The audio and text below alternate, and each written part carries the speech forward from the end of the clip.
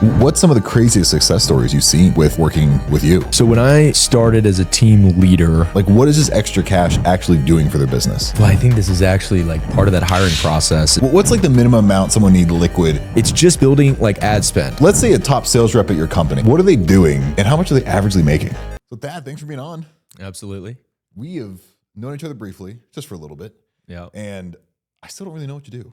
Okay. It doesn't even make great sense, but Well, maybe if you something actually right. sat in here while we're recording, you'd probably find out quite a bit more than you know right now. So I even when I hear it, because I know what you said, it's basically just loans, right? correct. And just for the audience knows, this guy is like, you have like, I don't know, like Gandhi for loans, and then you have Thad. Thad is topping it somehow. I don't know if the reference makes sense, but he's doing great.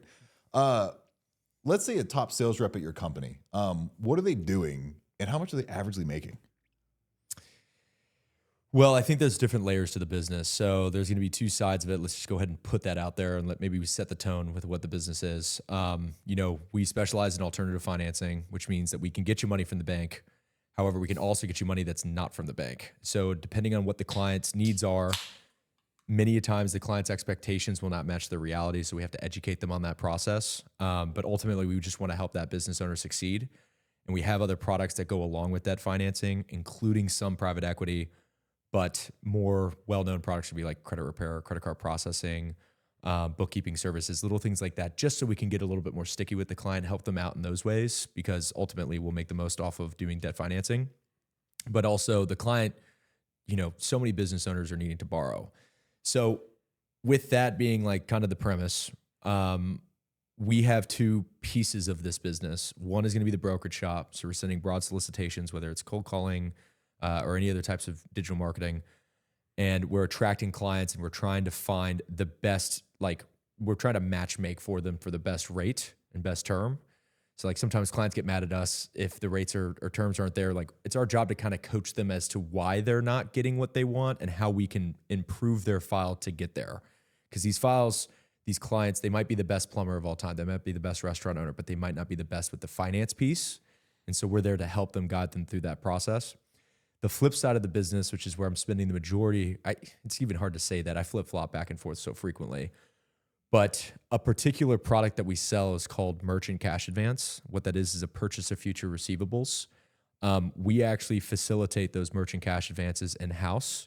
And so we are brokering anywhere, around $10 million a month in brokered transactions. This is going to be from SBA loans, merchant cash advance, from term loans, from we do HELOCs now, so real estate backed loans. But out of that, probably $3 to $4 million a month we're doing with in-house transactions. So that's where we're actually facilitating the loan on balance sheet. That money's coming from syndicates, investors, my cash, and we're loaning that out to individuals. So maybe they broker a deal or two, and we kind of get to know the client, and then all of a sudden we'll give them our cash. Benefit is you're kind of going direct, as opposed to going through a broker, which, makes things easier, can make things cheaper, can make things more flexible. But, ultimately we're looking to find the best of who we talk to on the brokerage standpoint, and we want to invest into them as well with our own cash. So, and we give that opportunity for people that we work with and also high net worth individuals around all of our individual networks, right? Whether it's from, Louisville, which I do have plenty of investors from Louisville, but New York, Florida, all over the country. So if someone has, what's like the minimum amount someone need liquid to be like, hey, I'm going to give you cash. Can you make more money for me? We at this point only take $150,000 investments or higher. So it started off with, friends and family money, 10, 15, 25 grand. And obviously we were really speculative and we had our ups and downs. There's a lot of learning lessons, but now in order to enter and participate, it's 150,000. Unless you work directly with us. If that's the case, then there is no minimum. We want everyone that is working for it. This is like kind of their 401k. So except for much higher returns, we want to reward them for working with us by giving them an investment vehicle that they can set up true wealth with. And we don't have minimums. We actually encourage reps to go in $100, $200, $500 into a deal just because we want them to get started. We feel like understanding the mechanics on how the loan works or how the funding works helps them become a better broker. So what's the average return on investment for something like that? We're averaging about 28% a year. So basically, if someone has money, they need to be giving it to you right now. Yeah, that could be safe to say. So That sounds pretty safe. Now, everyone likes horror stories. Do you have any? Are there horror stories? Is this like pretty well backed? well, I think the experience is where, at the very beginning of this, and I had some people that were with me from the beginning, and they obviously were taking on a much bigger risk than what people are today. And, the difference is I'm now charging much more fees, right? So the upside capture of the early investors were much higher than even what we're getting today, which is still that average of 28%. That's as of last year. I just had someone audit our book, right? So with that being said, as we were just getting started, we had more incentives for people to invest with us. And I can't tell you the amount of nights from like 2021 to 2020, like end of 22, that, some days I'm on top of the world, right? Some days I was just staying up late at night, like, what are these investors going to think of me if I lose the money? What's going to happen if this deal goes bad? I over leverage myself in this deal. All the backs and forths of just trying to figure out how to run an actual portfolio.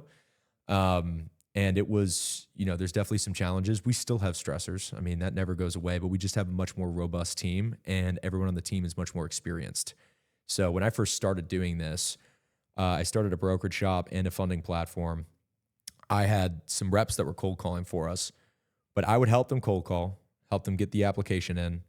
Then we'd start seeing offers from other places. I said, you know what? I kind of like this file. I'm going to go underwrite it myself.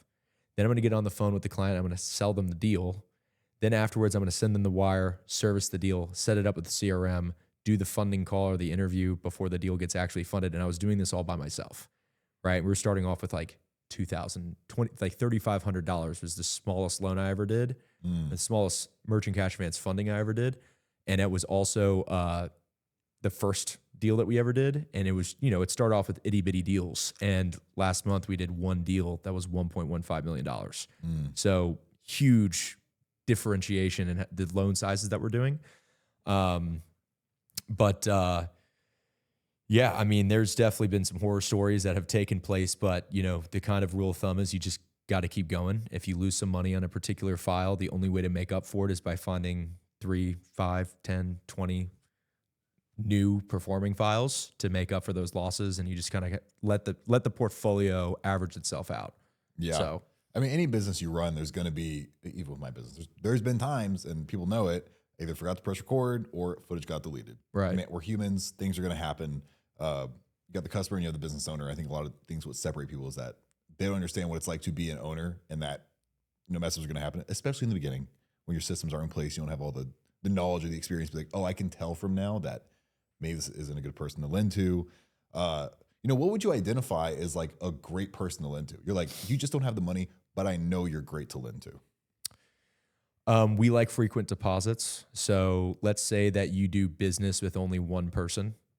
Well, if that one person decides to cancel their contract with you, then they have no business anymore. So we would rather have, you can have one whale and 50 small fish to end up with that pie of 100, right? 150% size of your revenue whale and 50 smaller fish. And that's okay. But we'd prefer, the standardization of like every client you have is 1%, right? So that's one thing, is just, making sure that if you lose a contract or you lose a client or something changes within your business, you're not as susceptible to those downturns. Time in business is a factor. It's not a huge factor, but we do need at least a year. The majority of businesses will fail in their first year.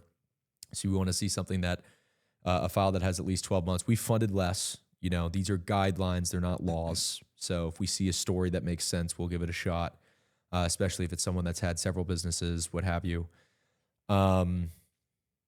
We want to make sure there's, if there is a bankruptcy, there's way far away. There's some legal parameters that go into that, but modified payments or active lawsuits against the client or something along those lines, that's going to be a no-go.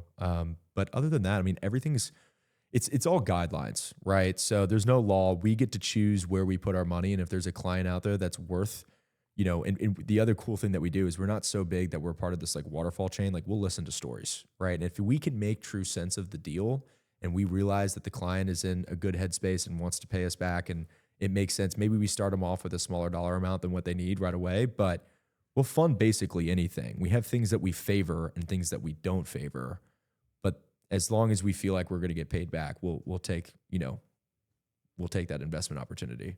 Yeah. So I've never taken out a business loan in my life. And I've thought about recently of like, okay, if I did have extra cash, how would that propel my business? Where do you find with your clientele, like what is this extra cash actually doing for their business? Well, I mean, I think that you have to look at the different products, right? I mean, you're looking at an SBA loan that's going to be over 10 years. It's going to be a monthly payment. It's going to be a really low interest rate, but it takes 6 to 8 weeks to obtain. 9 times out of 10, they're going to require assets up as collateral.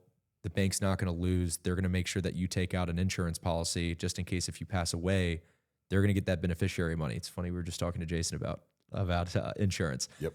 But that's how smart these bankers are. And clients that are doing those types of things are probably looking at like new verticals, or they really want to buy a new piece of real estate, or their business is something that they're kind of pre-planning for something big to take place that's going to change the trajectory of their business. But more often than not, the individuals that we're dealing with, and these are people that are doing millions of dollars a month in revenue in some instances, they just, for whatever reason, have an issue with cash flow, right? It could be they have some really big pieces of accounts receivable that have not been paying them on time. It could be there was an issue within their business, whether it was, some type of like natural disaster, or there's, they need to scale up their marketing expenses because they have an opportunity to buy like a book of business of some sort. I don't know. There's just many different reasons that there's going to be time that's going to need to be on your side. And that's going to be the best reason as to why you'd come to someone like me, because we can show you that bankable option. You're just going to have to jump through the hoops to get there. And we're happy to do that for you. But we can also show you options that we can get you funded within 24 to 48 hours. Realistically, if we know the client and they're cool with terms, like they understand kind of how the mechanisms of these products work, we can fund someone as little as 2 hours. Like I have renewing clients that will come to me. They know exactly what we're doing. We already have their business pre-underwritten. All we have to do is update a couple months of bank statements and we can get a loan out, funding out within like 2 hours, super quick.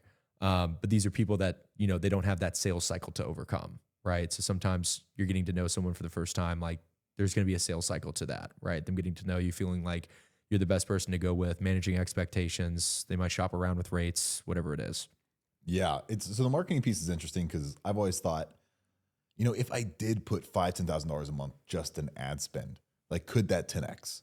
And have you had clients like that where they're like, hey, we just want to like 10X our marketing and spend. We know it's going to make it back. Have you like had those stories? Yeah, absolutely. It comes down to, what is that return on ad spend? And then what is that return on ad spend over the proper term? So if, let's go ahead and put this out there. Like we're going to be more expensive with the stuff that you can get pre-approved in 24 to 48 hours. Typically it's going to be more expensive. So let's say that we have like a 35% rate over the term of 12 months. Well, if your return on ad spend is only 30%, you might not want to entertain something like this. However, if the average life cycle of your client is only 2 months, well, you're going to spend that 30% 6 times throughout the course of that year. Depending on whether this is profit or gross revenue, you could end up quintupling your money over the course of that time frame, right? Because 35% times 6, you got the 30%. You're in that range where this is going to cover your costs.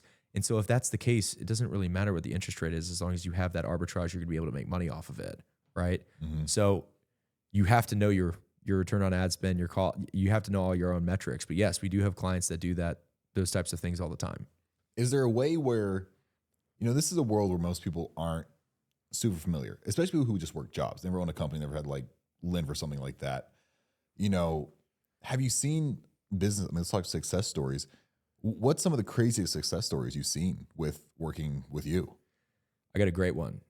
This is a client that I actually just funded some pretty big deals with very recently, but how me and this client, we had done some business together prior to this instance, but it had been like probably a year since I've heard from the client. Lo and behold, they ended up getting themselves into some trouble with a broker that was from another company, and they ended up putting together like 3 or 4 loans at one time, and the interest was just absolutely ridiculous, and they were trying to charge all these hidden fees. And so then the client came to me. We successfully got him to return all of that money. We successfully got him to get almost all of the fees back from this deal. I restructured the deal, and then I gave him a different deal at a much cheaper rate. I mean, like 20% cheaper than what they were already at. But let's go into like why he was taking this money. So this was about a $1.2 million deal is what he wanted, unsecured cash. So this is the, the higher interest rate stuff. And he had a piece of property that was in his personal name that still had about $1 million left over on the balance. It was a big piece of property. Well, he was trying to get an SBA to improve his medical practice. Okay. The SBA company said, we can only take assets that are free and clear, because if they were free and clear, whether it's in your personal name or not, we can sell that with just one document to become a business asset. But they're not going to refinance the asset that they have right now because there's still a balance on it from the mortgage company, and they didn't want to come in second position. So he took my short-term cash, paid off the mortgage. So now he owns this property free and clear, ended up obtaining an SBA loan for about $4 million. And then he paid back the short-term cash within 30 days. And within the contract, we created early payoff addendums to where within 30 days, he would have to pay a fraction of the interest of what he was going to owe. So it was utilizing this essence of creative financing to be able to put a client into a position where they were truly bankable, but they had these hiccups with the assets that they had on hand. Does that make sense? Yeah. So when everyone's going to... If it didn't, let me know, because I hope that was explained. No, that was great. Well that enough. Absolutely makes sense. So a lot of people through these situations are always trying to, obtain money for the reason you just mentioned, which makes sense. Of you go to a car dealership. Do you guys do anything? Like someone's like, hey, I want a loan for a car. Could they come to you? Well, it's only business loans. Only business loans. You're only doing business loans. Only business. We can do stuff in the personal realm. I mean, listen, if there's an opportunity for us to help someone and there's mutual benefit from it, we can do anything, but we don't do much with personal. Okay. We've had individuals that have businesses that we've needed to help them on the personal end. And we have done some different things with personal loans in regards to that, but that is like, we're talking about creative financing. We're not doing that for any $20,000 a month business. Like this is like a big client that we need to put a lot of time, energy, and effort into. I mean, I've helped clients get insurance to back real estate properties to make sure that they can help get deals done, right? Like we won't stop at helping them in any way that we can because we want that returning business. But no, typically not personal loans. They can take funding to pay for vehicles through their business. But again, we're not taking that asset as collateral. So our rate's going to be more expensive. If they can finance that through the bank, they should. Like we're not selling people on not taking money from the bank. If you can get a Chase Bank vehicle loan, right, a car loan, they're going to beat us. Don't come to us for that. If there's an issue with obtaining that loan, or if there's an issue with obtaining that loan in the proper time frame, that's when you can come to us and we can try to help you out. Does that answer your question? So speed is the name of the game for you. That is the number one reason why people borrow. Is going to be speed. But then there's a lot of instances where, I probably can't say the name, but I've probably one of the most famous basketball players that you've ever heard of, like the GOAT.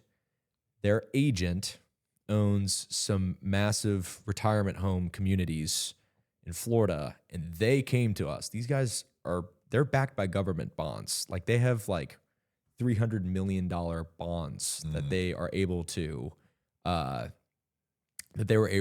procure from the government, but they have certain businesses that they needed quick cash to do renovations on condos. And we were helping them facilitate some very large alternative financing deals.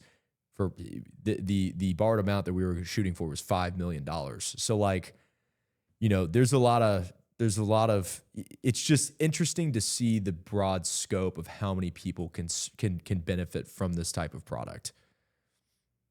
Yeah, I never would have thought that. I never would have thought the mind of people who have money like that still finding themselves in a situation where it's like, I need a few million tomorrow. Right. Who do I call? Right. Now, how do they land on you? Well, we have a lot of brokers that are doing cold calling and other types of broad outreach, but you're typically not going to find these really large clients from that source. So I've kind of wedged my way into having some prominent CPAs, some prominent attorneys, some prominent guys in investment banking or private equity, some bankers, some people that do some big private equipment financing deals. and they start to send me files direct. So they kind of do an affiliate model with me. You know, sometimes they help me actually get the deal done, and we'll pay them more on those types of transactions. But on the flip side, they can just refer us like a really warm lead, and we'll pay them very healthy commissions. So that's just from brand, I would say. I'm known as someone that performs in an extremely ethical fashion in a world that can be so unethical. And I think that speaks to my returning client ratio. 80% of clients that borrow from us will take another product of some way, some shape, some form. The average client will borrow from us at least 3 times. These clients are coming back for a reason, right? It's not like they're taking out of position one time and for whatever reason something was mismanaged along the sales process. Like, we are trying our best to ensure that we're leading with our best foot forward, and we're taking care of the business owner first, because we understand it's about the long game. But I would say that for me specifically, I've been getting a lot of affiliates to send me deals, which some of these relationships took years to build, right? Years to build. Maybe they're shopping around with other people like me that can also service their deals, because I'm not the only person that does this, right? But for whatever way, shape, or form, I end up delivering, paying a good chunk of commission, maximizing gross on the particular situation. I mean, that's the name of the game. How can I maximize gross but also take care of the client? Right? You're not over here to, you know, to downsell yourself as much as possible. Like, I am in some instances more expensive, and I'll tell my clients that I'm going to charge a fee on this, right? But they don't really push back on it because I do what I say I'm going to do, and I deliver. So I think that mixture of like, hey, I can probably get you paid more with a reasonable commission split, and I'm going to make sure your client's happier than my competition. And it's just taken a long time of me being in the weeds to be able to develop that reputation. And how long did it take you to build this? Was it 10 million in a month for funding? That's what we've done. We're encroaching on $500 million in total funding. So in 1 month or total? $500 million in total funding is what we're encroaching upon. Correct. How long did it take you to build that? I started in the industry in September of 2018. So, but I did not have my own firm. I was working for a brokerage shop at the time. I started my own firm in March of 2020. So what caused that? Why start your own firm? COVID predominantly. I had the work environment that I was in was becoming extremely toxic, and that mixed with COVID, which had us all kind of work from home, and things were getting shut down, and you know, it stopped making sense for me to be with that same company as much. And that didn't even really put me over. It was that I had someone call me and offer me 50% equity in the company that I own now for no cash down. They just needed my expertise, and ended up buying that individual out just a few months later. But it was kind of like a perfect storm. Like, we took COVID and we actually turned it into an extreme positive for myself and for the clients that we helped during that time. But you know, there's definitely some turmoil there too. So what was the hardest part of that build? Well, we've kind of built a lot of different, I don't know. The way I view it is like, there's a handful of different businesses that all come together. I don't know what the hardest part was. I guess just, I would honestly say the hardest part is just waking up every day and doing it. Like, I mean, I feel like some days I'm getting out of the ring with Rocky Balboa and I'm just beat up, and you have to wake up and do it again anyways. Like, it doesn't matter. You have a huge default. You know, when I was first getting started and I was risking a lot of money on deals that I probably shouldn't have been, which is why my portfolio, you know, it kept me awake at night. Like, I would fund, you know, we were only funding, call it like $1 million or $1.5 million a month. And I might risk 300 or 400 grand on one deal, and that deal goes bad. All of a sudden, 30% of that portfolio from that month is out the door, and I might be in the hole like 200, 300 grand personally, right? So I'm reinvesting, you know, the majority of what I'm making back into the business, right? And you got to wake up the next day, and then you have to answer questions about cold callers and how to get applications in, which is like, you know, kind of feels like it's below the pay grade, but in reality, I think a good owner, like, nothing's truly below the pay grade. Like, I have people that I've hired to do those things, but although I just have this huge default, have an opportunity where investors are going to be extremely upset with me, I have to wake up and do the little things again. And I think that's the hardest part, is just doing that day in and day out for since 2018. Like, I barely skipped a day, right? So I would say that that's the hardest part. I mean, honestly, all the big mistakes that have been made ended up being huge learning lessons. So rewiring your brain to believe that is definitely a hurdle to jump through. But I feel like I did that pretty early. But it's just, even when you feel terrible, you got to wake up and do it. You know, you got to keep going. So Yeah. What would you say is, what's the reason why most people can't be successful? I think when they hit that piece of adversity, they quit. No flaw or problem that you're ever going to face as a business owner will put you under unless you quit. If you just wake up the next day and say, hey, I might have lost all the money, or I went 50 grand into debt, or my net worth is negative now, but I'm going to figure it out. I'm going to wake up tomorrow and have a smile on my face and keep it going. Like, the story is still going on, right? Like, you are the author of your own story. You're going to close that book at that obstacle, or you're going to overcome that obstacle. So I think it's really just people can't handle the stress and they just quit. That's all it is, right? So the better you can learn how to handle stress and pressure, I think the better you're going to be able to find that success. Do you feel like you have something other people don't, or lack something other people have? Well, I mean, I'd like to say no, but in reality, you look at the average individual in America is very easy to surpass. The average business owner is very easy to surpass. So, you know, in theory, no, like, I don't have anything special. I'm just a motor, and I just keep going. And I just think if you can start playing the long game, I think people are like, I'm working so hard so I can have this break, or I'm working so hard so I can retire, or I'm working so hard so I don't have to do it anymore. Like, I don't think that way. Like, and there's been times in my business where I'm like, if I hire this person, then I don't have to do this anymore. But in reality, like, I still have to have my hands involved in everything. And so maybe finding your why within the business is important, but also finding some passion with what you do day to day.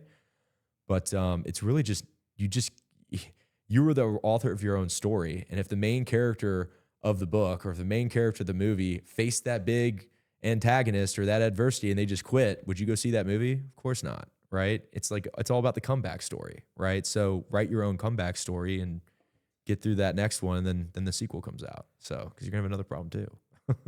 Have you been close to quitting before? No. I mean, it's crossed my mind. Anyone that tells you that they don't think about quitting is just lying to you, right? Like, I think, everyone gets tempted with their bed in the morning and, drinking a little bit at night and not wanting to go into work the next day or whatever it is. Like, everyone gets tempted with those things. It's definitely crossed my mind, but have I ever like actually thought about quitting and like seriously contemplated it? No. I mean, if I quit this, I'm going to do something else, right? It doesn't matter. I'm going to have to do something. So it's a bug. It's like you can't ever really stop. Right. Do you find yourself, so do you have goals? Are you like a goal person, or are you just like, I'm just going to keep getting this done? I have short-term goals, and my short-term goals go from like around an average of $10 million in funding per month to 25.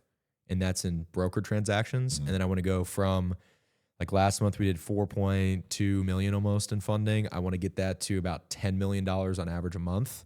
So that's like my short-term goal. But once I get there, then I'm going to do something else, right?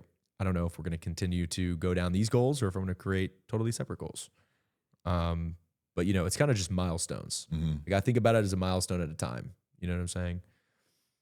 At any point, do you think you're going to have enough, or is it this endless? There's nothing wrong with it. I mean, I have the same ideology of just like more, but is there ever enough, or is it like there's always that next batch? Well, are you talking about like money? Yeah. Say if you get to $1 billion a month, like a crazy number like that. You probably sell at that point, right? I don't know. But then you start something new. Like, I think it's the problem solving. I think sometimes I want to solve less problems in a finite period of time because it's so stressful. So how can I solve less problems over a longer period, or less problems over the same period of time? And that's where you start making hires so people can help solve those problems and do that work with you. But like, it's not really a money thing for me anymore. Like, I made it. I don't ever have to work again. It's great. I honestly don't I spend a good amount for the average US citizen. I spend a lot, but it's not that much compared to my net worth.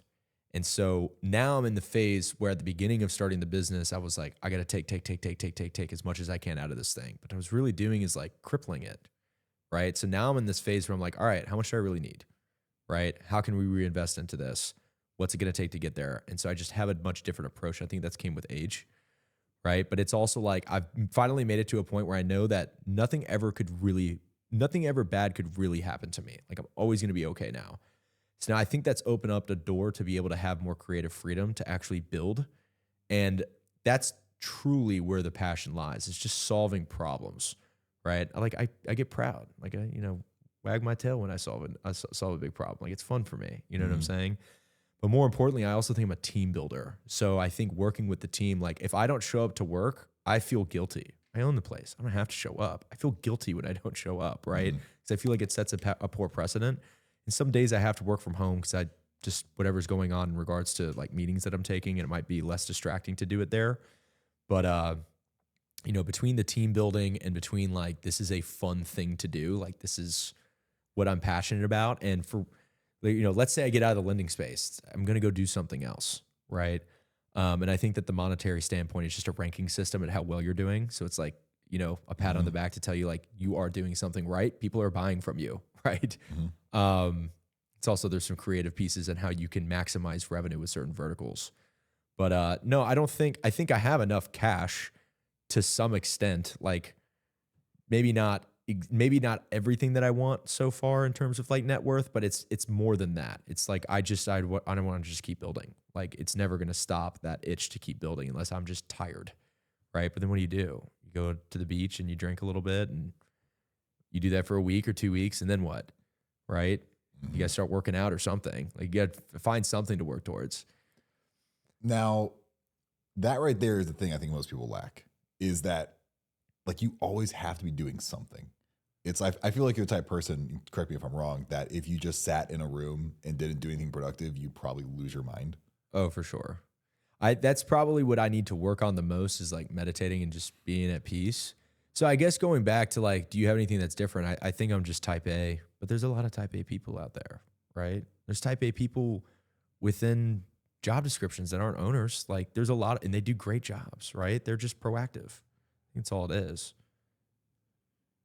But they're even not proactive to the level you are.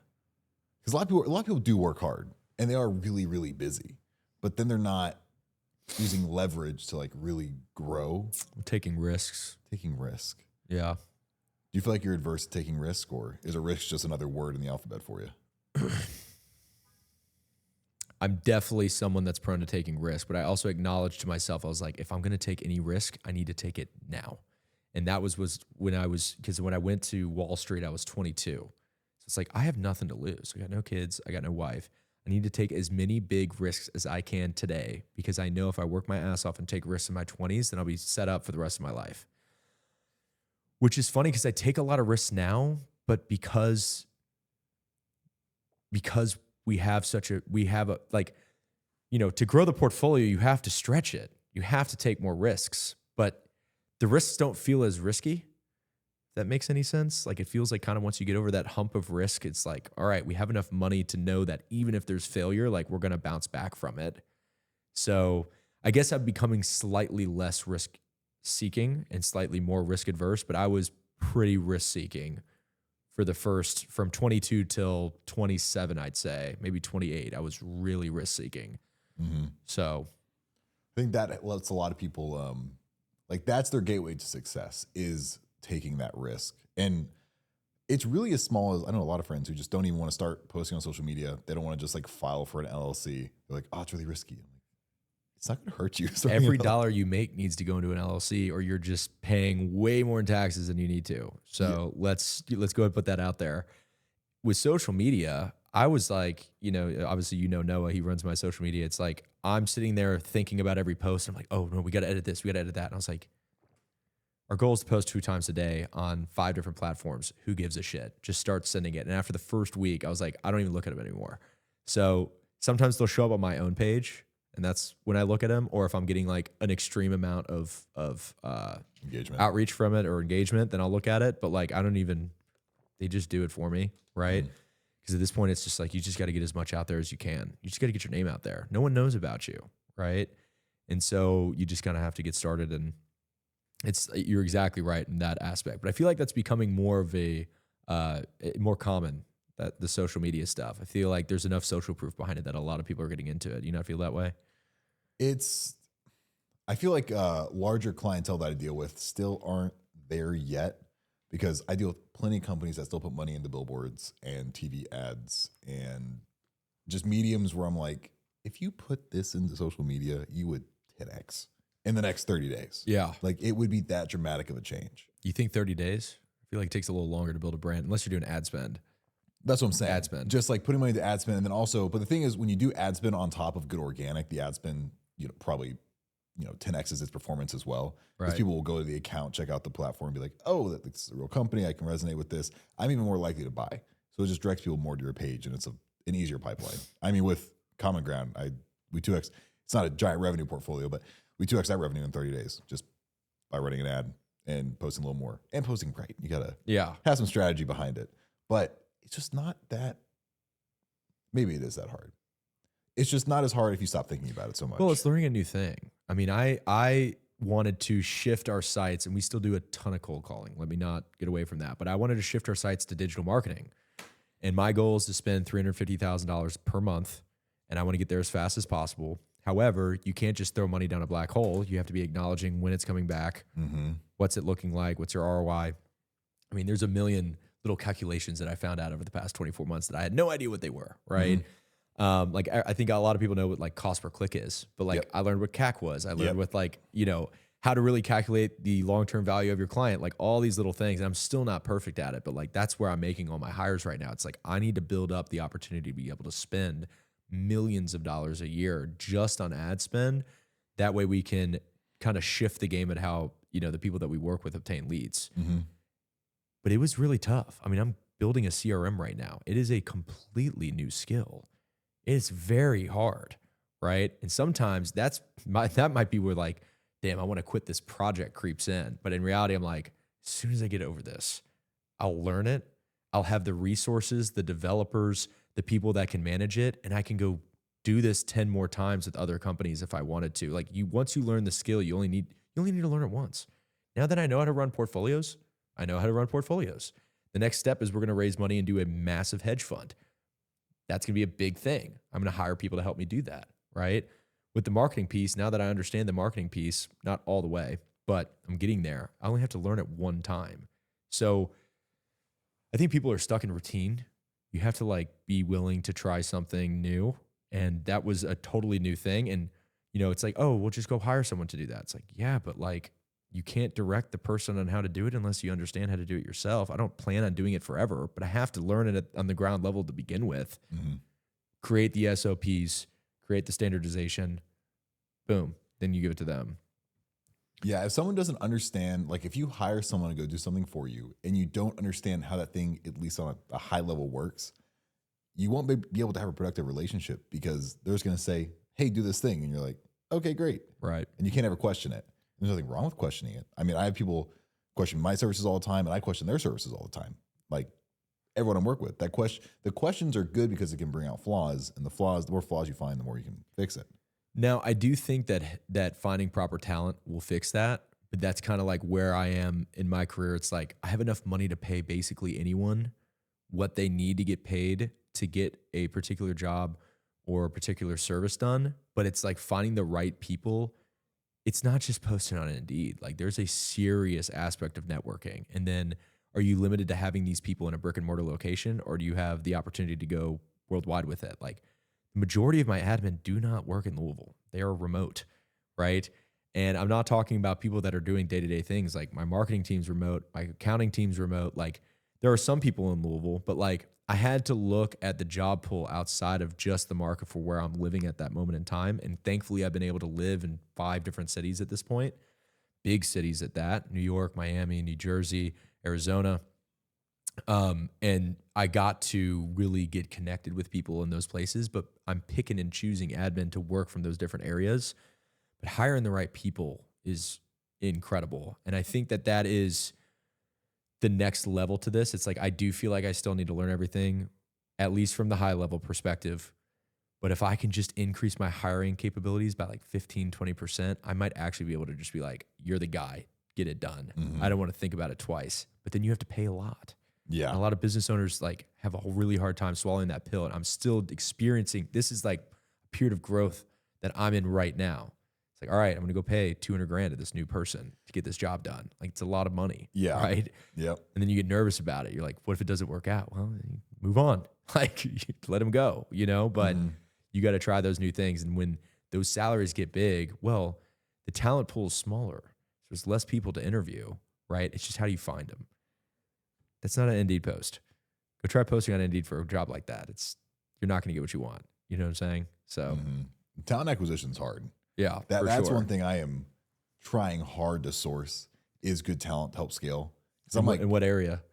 Well, sales, operations, everything in that nature. Because I know if I had one or two more players that were as driven as me, maybe a little different personality wise, like that is 10x. Because I know what I drive in revenue. So I'm like, if I just had someone else who's this hungry, oh my gosh.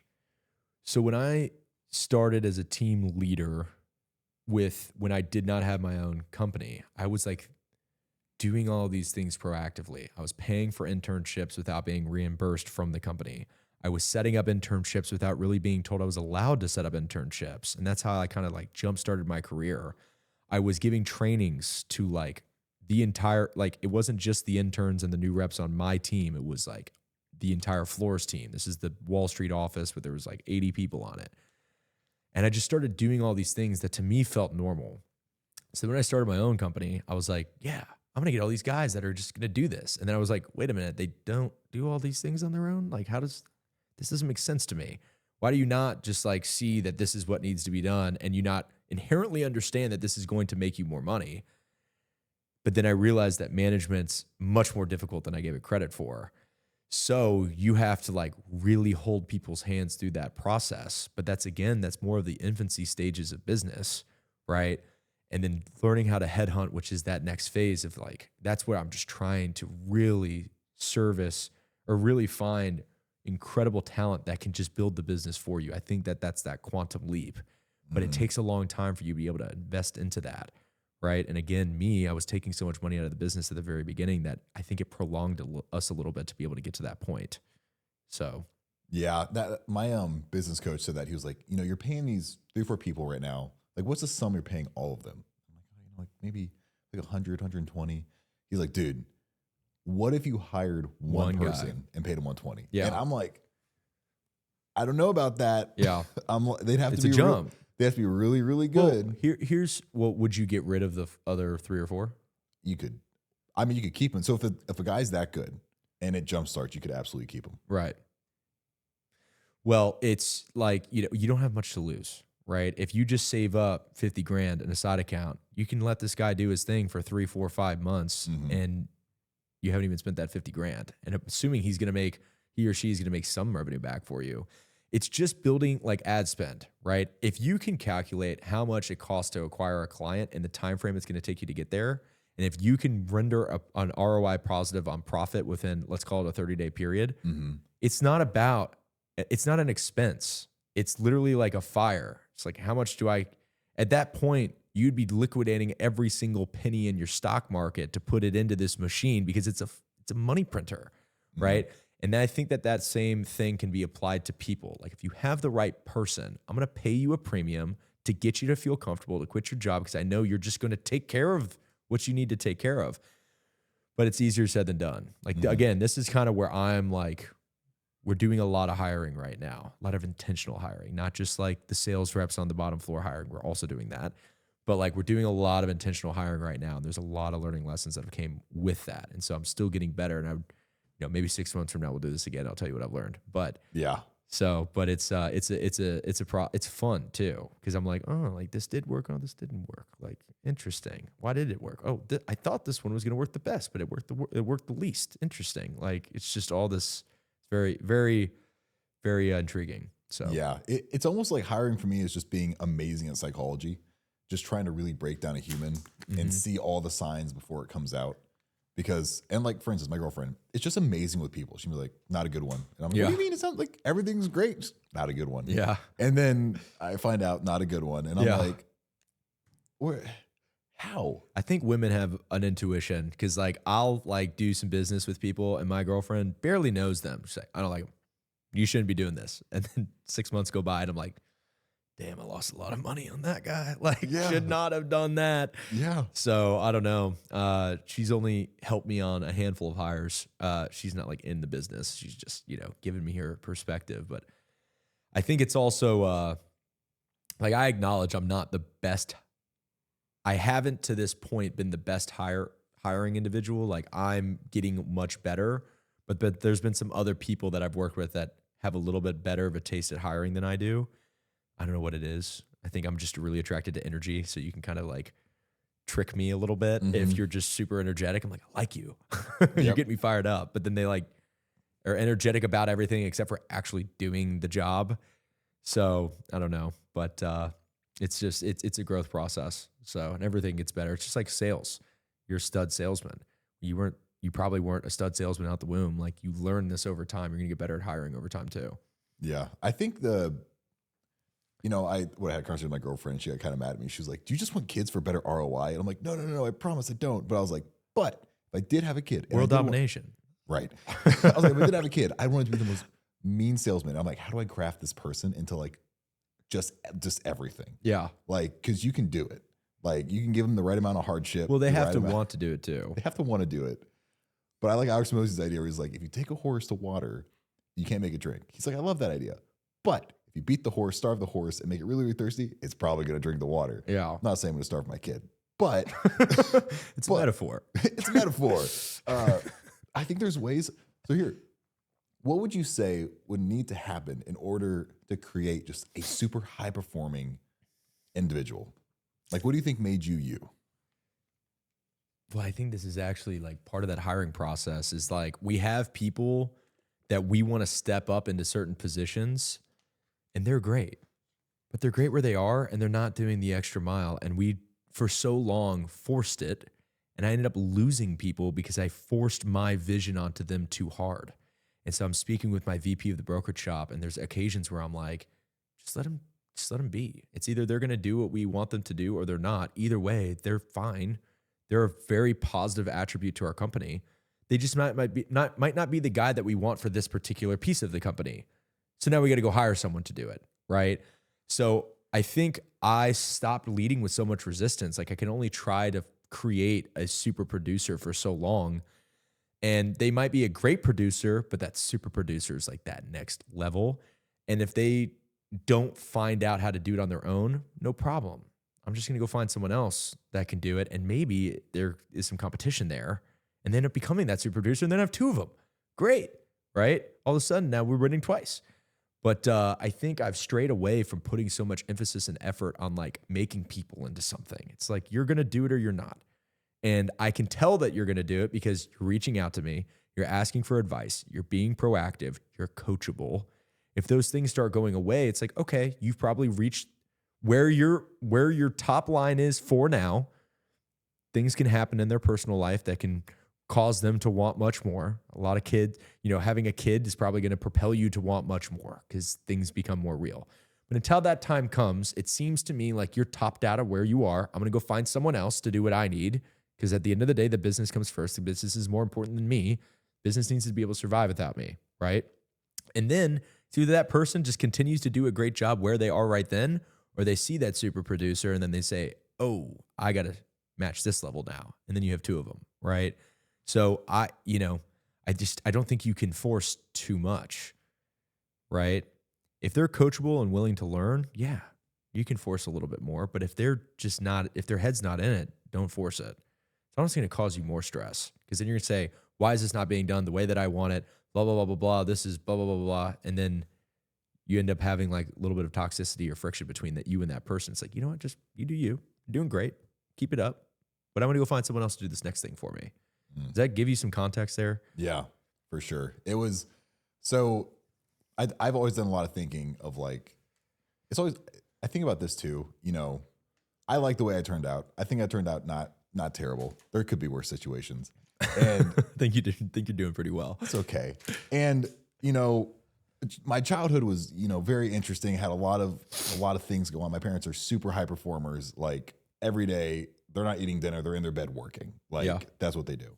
And I know that has absolutely shaped the person I am today. Like it's just, everyone expects you just work.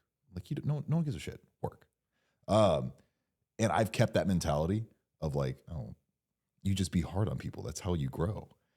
And it doesn't work like that. Like there is that soft skill that I'm developing now of like, okay, softer skills, more patience, more different tonality when speaking. Yeah. Like being having people understand. I mean, I just know for me being a really high performer, it's hard to communicate sometimes. Have you found it hard to communicate? When I have too much on my plate.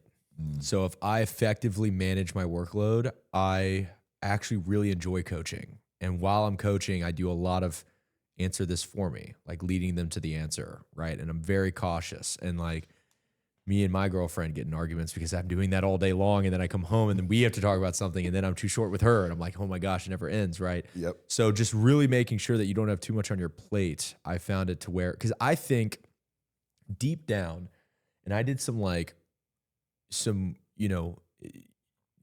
High School, you from here? They do a senior retreat, right? Well, that was a wonderful experience for me. But I also did this other, it's called a Landmark Forum. It was just something that I did in Seattle. I was just like, you know what, I'll give it a shot. And like you get up on stage and you let out some of your deepest, darkest secrets and you try to work through some things. And it was very weird. But like part of the thing that I was going up there and opening up about, the summation of that was like, I just don't feel like I'm empathetic enough. And what they helped me realize is that I'm actually extremely empathetic, but I have a hard time communicating that empathy to people. And because I'm going to bed thinking about everyone, right? And I have to tell myself to turn it off. You can't worry about if they're going to do their job or not. They have to worry about that. It's not your problem, right? You're paying for something to get done. It's either going to be done or it's not. Stop getting involved in it. You're stressing yourself out. And because I'm stressing myself out, then my plate gets more overloaded. Then my fuse for empathy becomes shorter. And then I communicate less effectively, which creates more problems. It's perpetuating, right? But I do feel like empathy itself, being able to express it effectively, is what I'm working on really, really hard right now. Because again, when I have the ultimate patience, I'm calm, I'm cool, I'm collected, I don't have too much on my plate, because fires I just wake up one day and all of a sudden I have a $600,000 balance going into collections. And I'm like, that's going to freak someone out, right?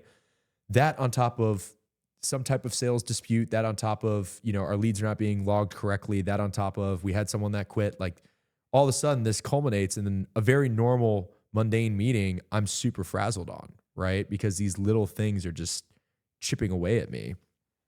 However, when those things don't happen and I'm calm, cool, and collected, I feel like I can express empathy extremely well. But my fuse changes depending on the surroundings of what's taking place that day. So I think, you have to stop putting so much on your plate, because theoretically, if you plan your tomorrow and you're like, everything's going to go exactly how it's going to go in my head, I can do this other thing too. But you don't give yourself enough grace to understand that there's going to be things that you don't anticipate that's going to happen tomorrow too. And you need to kind of anticipate that. That way, if fires do take place, you don't lose that ability to communicate that empathy correctly to the people that you're working with. That's what I'm working on. So, and you just got some real rough draft thoughts right there. I don't know if any of that could be pulled together as something that's useful, but no, that's great. I mean, I think that's huge. I've never heard. That's actually a good insight there of, you're actually, I am very empathetic. I am always thinking about everyone else.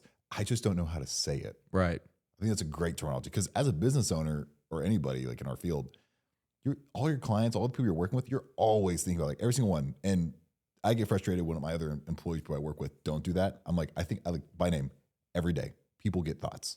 Like I am giving time and attention to every single person that gives me money every day. Because if they're not happy, it's my fault.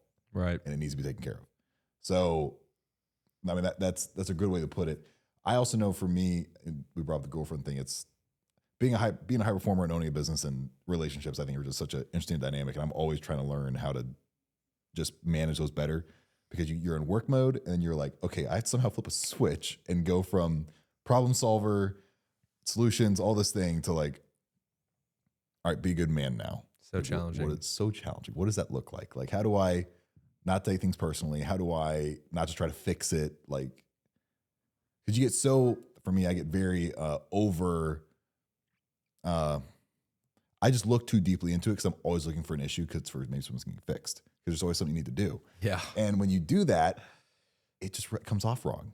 Yeah. And it can be taken the wrong way. So, I mean, have you experienced any wisdom in the extra years you have on turning that switch off? X years. Are you older than me? No, I'm 26. You're 26. Yeah. Okay. I didn't know that. Well, man, so many things that you said right there just kind of like struck a nerve because we're all dealing with the same stuff. Listen, honestly, like me and my girlfriend are going through counseling and we're like trying to figure out how we can, cause like, I'm like, how do you not think about things this way? And she's like, well, how do you not think about things this way? And then like, you know, when you lead with that friction, it makes it very difficult for you to really come to the solution there. Yep. But in reality, like we are who we are. And I think like I now have to pre-plan that Lauren needs certain time, energy, and effort from me. So stop putting so much on your plate during the workday because you know that there's an opportunity that you're going to have to come home and give her that time, energy, and effort that she deserves. Right. And so coming back to this empathy and coming back to being able to communicate that properly and not having too short of a fuse with it by not overloading yourself, you have to really think about it because I would imagine that you wake up in the morning, maybe you get a lift in or something, or maybe you start working right away. You work up until a certain point, then you get a lift in and you're like, oh, my day's done. Your day's not done. You have your home life too. So you need to extend that time horizon of your day and start pre-planning that extra couple hours once you get home, dinner table, whatever you guys are planning on doing that night, the weekends. But also I think having proper communication with her of like, hey, during the week, you're going to get less of me. But I promise you during the weekend, you're going to get more of me. How can we structure that together so it's like predictable? And that way we both understand that that's going to take place. You know, but it's, there's a reason I'm not married yet. And it's not her, it's me that I'm not, right? It's like, I'm still figuring all this stuff out too. Right. And it's really scary, right? When you are a high performer and you own your own business, I would imagine that most of us are also, the reason we're successful is because we're always thinking about what could go wrong. So then we talk about marriage, we're like, oh, that's scary, right? How much stuff could go wrong there? Net worth, arguments, kids. I mean, there's a million things. But in reality, like what me and her have are fantastic. I need to work through my own stuff of like trying to figure out how I can stop overloading my plate, start being a better me, start giving her more time, effectively communicating with her what my needs are, right? And she has to do the same with me too. But I think it starts with me because who better to make the first move than the man, right? That's how you got him in the first place. So absolutely. But it is not, listen, don't take any of this as like a piece of advice. This is like an active like story that I'm writing right now and I'm struggling with the same thing. So you're not alone. Yeah. It's such an interesting, it's also something I talk with my business coach. He's also like a therapist too. Awesome. I talk with him. Double bang for your buck. It's great. It's so much better. I was like, why not have a therapist that also works with like other people who make like $500,000 a year? This is sick. But he was, you know, he just talks about, he's helped so much with communication. And one thing that I learned was, you know, because I got pretty bad if I'm on my phone or my computer and she says something like, oh yeah. And it's like talking to a brick wall. Yeah. And I'm like, nothing. Like, it's just so, or I'll hear something and I'm like, did you say something? Because I'm so used to like clients needing something or a phone call. I'm like, yeah. Oh, okay, my bad, whatever. I'm going to go back to it. She's like, you're ignoring me. And I'm like, I promise I'm not. I just really am tied in this other thing right now. I'm like, my world's in here. And it's communicating now of like, you know, if I'm getting ready to do a work spout or I feel myself being like, okay, I'm going to go in a room, get on a call, saying, hey, for the next like 30 minutes, I'm going to be super unavailable. But then after that, I'm going to go jump off the bridge and we're going to be thriving. Like it's going to be great. And I try to say something funny to get it back on track. But what you're saying with managing expectations is huge of like, you know, there's going to be less of me during the week. Right. Like it's going to happen. But during this weekend time. Yeah. Well, it's complicated too because they're not always in a good mood either. Right. Just like you can wake up on the wrong side of the bed, so can they. And like in your head, you're like, oh, everything's gonna work out this way. But then, you know, I feel like everyone's a little bit more sensitive when it comes to their partner's like, you know, opinion. Right. So, but you can't control them either. And so when someone like at my office might be having a bad day, sometimes it really affects me. Sometimes I'm like, oh, they're just having a bad day. But when my partner's having a bad day, it's a little, the magnitude's a little greater, right? You care. Yeah. That's what it's all about. So. Yeah. Well, especially when you're someone in my head with an owner mentality, you want to take ownership over the relationship. And in my head, if it's not going well, I take ownership over it not going well. So sometimes it's really just them. Like they're just having a bad day. I'm like, what can I do just to leave fix it alone? It's hard to do. So hard to do. For both parties too. So hard to do. Well, man, I think we can go for hours. Go on life. We kind of got in a weird spot. Didn't expect to be at this on these topics. Every podcast happens like this. It's like it was very natural, flowed. It's like getting on a floaty on like a lazy river. Yeah, I don't know where we're going. where we're gonna end up. We ended up here. Well, thanks for being on. Where can people contact you? Where can they get and use your services? So we are doing a lot of recruitment right now, especially in Louisville and New York. We also have an operation in Arizona. But the Louisville office where, you'll be able to work hands-on with me. You can contact me through my Instagram at Thaddeus_Voss_ at Thaddeus_Voss_. It's THADDEUS, Voss, like the Voss water, VOSS. No affiliation, unfortunately. Maybe I wouldn't have to work as hard if it was. Mm-hmm. But yeah, you can DM me. Outside of Louisville and New York, well, I guess a lot in New York, we are also accepting like brokerage shop subs. So anyone that wants to actually sub us deals to fund for you in-house, we would love to see your subs. Not only that, we'll help you with the brokerage shop. We'll advise you on how to make your brokerage shop better. We'll help you with the sales portion. My ISO reps are so good at sales, they'll basically sell the deal for you and give you your full commission. So that'd be awesome there. And then, the investment piece, if anyone's looking for an opportunity to invest, I would just hit me up on Instagram as well, because I don't want to give out my personal phone number, but I'll give it to you if it makes sense. So sweet. Well, thanks for being on, man. Absolutely. I appreciate it. Awesome. Cool.